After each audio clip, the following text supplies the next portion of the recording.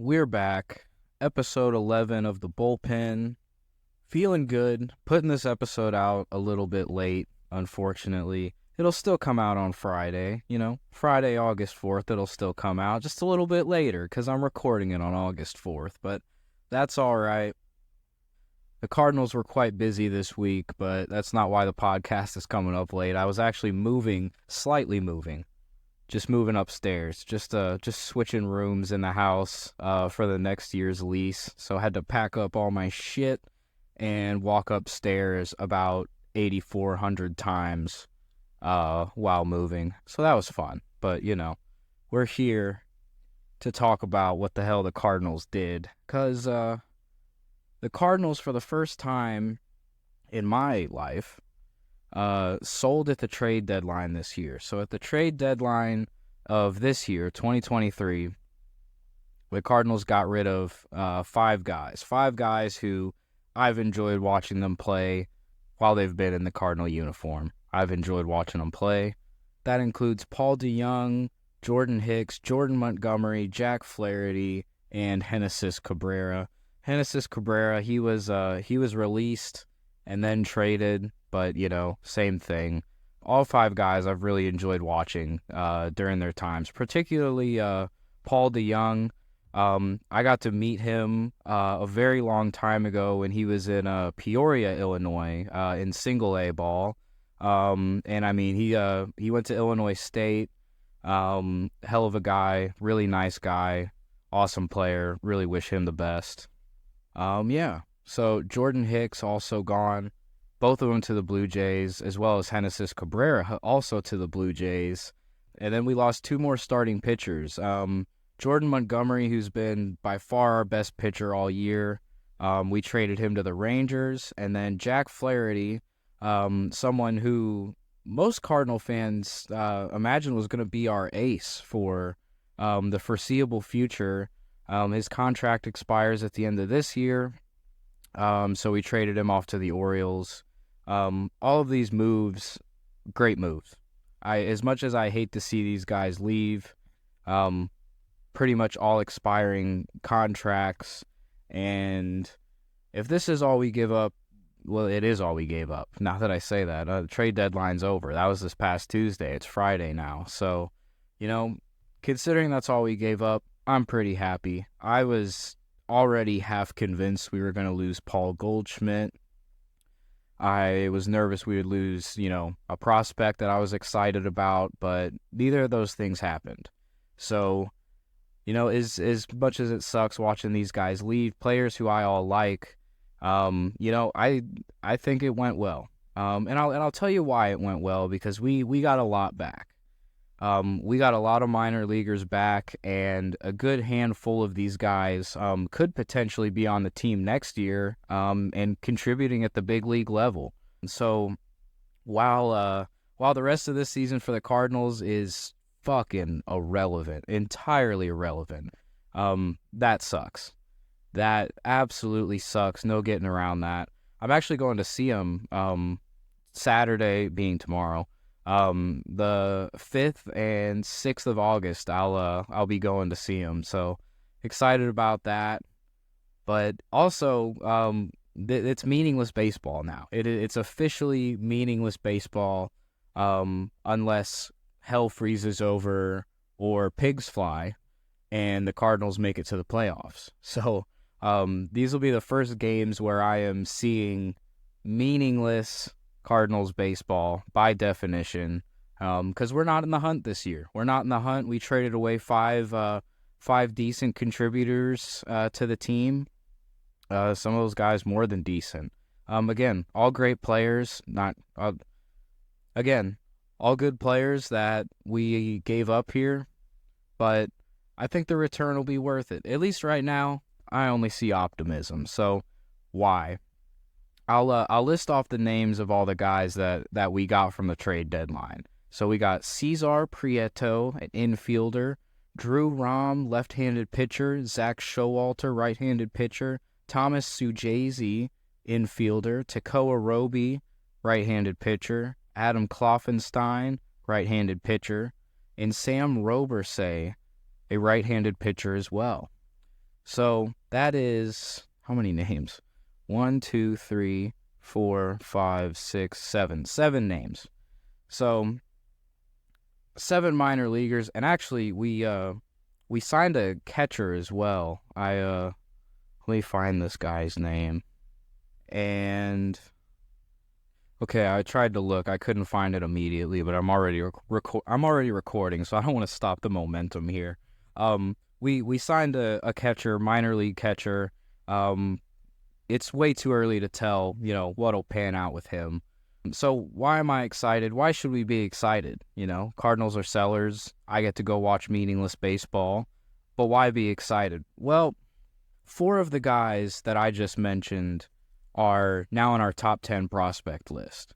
That includes Tekoa Roby, at number 4. He's our 4th ranked prospect. Sam Robersay, number 6. Thomas Sujazi, number 8. And Cesar Prieto at number 9.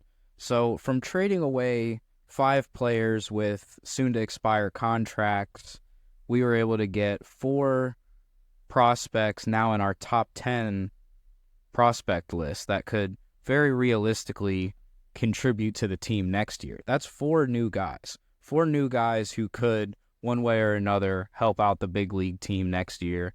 And that's not even including these other 4 guys in the top 10 who we've already known about, who we drafted, who are going to be studs, I think. So we've got Mason Wynn, shortstop, number 1 ranked prospect. He's going to be a dog next year. I mean, he's been hitting the piss out of the ball in Memphis and AAA. If he doesn't get called up this year, it's only because the Cardinals suck and there's no reason really to. But he's going to be a stud next year. He's going to be fun. Really athletic shortstop, strong arm, hitting really well this year too. He's going to be fun. He'll be our shortstop next year. I could damn near confirm that. Tink Hintz, right-handed pitcher. He throws gas. He's fucking disgusting on the mound. Gordon Graceffo. I honestly, I know less about him, but he's number 3 ranked prospect. He's a pitcher as well. From everything I've seen, he looks like a dog too. Same with Michael McGreevy, another right-handed pitcher that I believe we drafted a couple years ago. He's our 7th ranked prospect. Again, and as I'm looking at this, I've got 8 of these top 10 prospects that we have written down. So I've got 8 names here. All 8 of these guys that I've talked about could contribute at the big league level next year. And that's a hell of a great position to be in going into next year, considering how shit this year was. This year was absolute shit, but because it was shit, we were able to get 4 guys in our top 10 prospects who could help out the team next year, and that's a big freaking win. And that's in addition to the guys that we already had who we're excited to watch, who I'm very excited to watch. Mason Wynn, Tink Hentz, Graceffo, McGreevy. 3 of those guys are pitchers too. Hentz, McGreevy, and Graceffo are all 3 pitchers that the Cardinals have had in the minors for at least a year, and I think they'll do really well. I think they'll do well at the big league level, and I'm excited to watch them. And so we've had those guys already. Those pitchers will be up soon enough. But I'm looking at this. We've got, in our top 10 prospects, we've got 1, 2, 3, 4, 5. 5 of those guys are pitchers. Since we've got 5 pitchers in the top 10 who could be on the team next year, that's a great fucking spot to be in. That's a great spot to be in for next year. And right now, all we can think about is next year. It kind of sucks, considering there's still 2-some months of baseball to be played. But it's never too early to get excited about next year. But yeah, I really didn't end up being too upset. I really didn't end up being too upset about the Cardinals selling at the trade deadline. If you've listened to any other episode of this show of me talking about the Cardinals, I've done my best to keep a very level head, just because they've been fucking awful. They've been terrible, and this has been a year unlike no other. This year's been so bad I started a podcast. But yeah, the Cardinals don't take a lot of big risks when, signing new guys to make a good team even better. They've never taken big risks there. Opposite situation here. We're selling. We didn't take any massive risks by getting rid of guys who we know would give us great value next year. We've still got Arenado, Goldschmidt, Jordan Walker, Nolan Gorman. Ivan Herrera looked pretty good in the few games that I've seen so far of him playing. We've still got Carlson, Tyler O'Neill, Lars Nootbaar, Tommy Edman, Brendan Donovan. He's getting surgery. He's out for the rest of this year. But again, the Cardinals did a great job of keeping the big guys here and also putting us in a great spot going into next year. Now, I get all excited about next year, but we don't know anything yet. We don't know absolutely anything yet, but all I know right now is that we're in a great spot for next year, and there is a lot of time between now and opening day of 2024, and I think that's to the Cardinals' advantage. And the trade deadline has reinforced that for me. So I'm excited. I'm very happy that the Cardinals trade deadline did not go down as a disaster. Because if we lost Paul Goldschmidt, God forbid, if we lost Arenado, I mean, holy shit. There was some talk, random shit that I saw about the Dodgers attempting to get Nolan Arenado, and I didn't think much of it, but of course there's that little part in me that's like, Jesus Christ, can you imagine? Can you imagine? And thankfully that didn't happen. So again, Cardinals are in a great spot.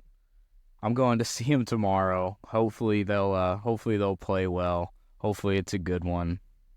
Wrapping up here, I don't want to make any promises, but I might start doing 2 episodes a week. We'll see. I've toyed around with the idea of a Monday episode because that sounds fun. Also doing a Monday episode again. I don't want to guarantee anything, but could start doing 2 episodes a week just because I'm starting to get into more of a groove here, and with the episodes being so short, and there's so many topics. I mean, there's just so much shit I could talk about. So multiple episodes a week, maybe not a bad idea. But if anything, I know we'll be back next Friday, just like always. Again, I was glad to speak positively about the Cardinals this week. We've got reason to be excited for the future. We got a lot of minor leaguers who could be really exciting to watch in the near future, and we got a lot of really fun guys to watch on the team now. I mean, the rest of these games don't matter, but I mean, shit, I'm gonna watch. Not every day, I won't lie. I'm not watching every day. But, it's still fun. I still love them. The Birds will be okay. It's just 1 year, and that is until next year, which we'll have to see.